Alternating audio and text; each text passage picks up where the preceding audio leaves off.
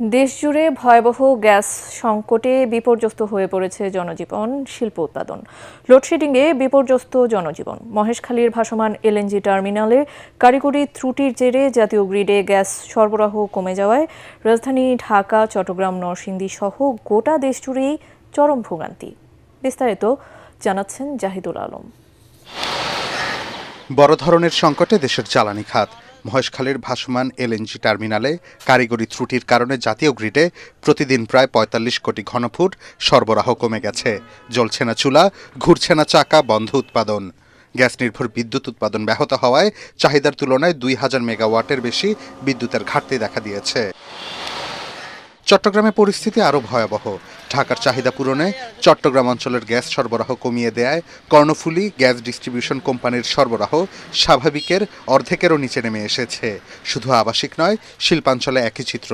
যেখানে উৎপাদন সচল রাখতে অন্তত ৮ পিএসআই গ্যাস চাপের প্রয়োজন হয়, সেখানে মিলছে মাত্র ২ থেকে ৩ পিএসআই।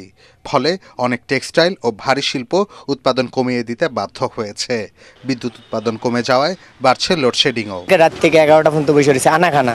স্যার মানে কি বলবো, চোখ দিয়ে পানি আসতেছে এমনভাবে, মানে কাউরে বোঝানোর মতো না। এখানে আমরা সবাই ড্রাইভার।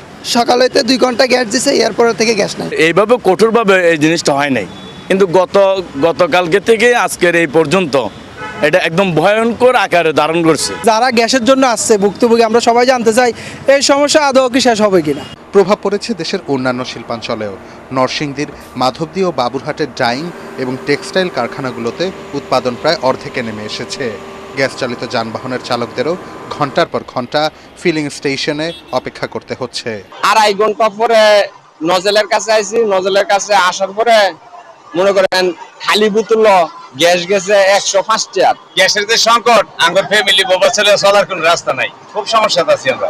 শিল্প উদ্যোক্তারা বলছেন, গ্যাস সংকট দীর্ঘায়িত হলে রপ্তানি আদেশ বাস্তবায়ন ঝুঁকির মুখে পড়বে। জাহিদুল আলম, এটিএন বাংলা, ঢাকা।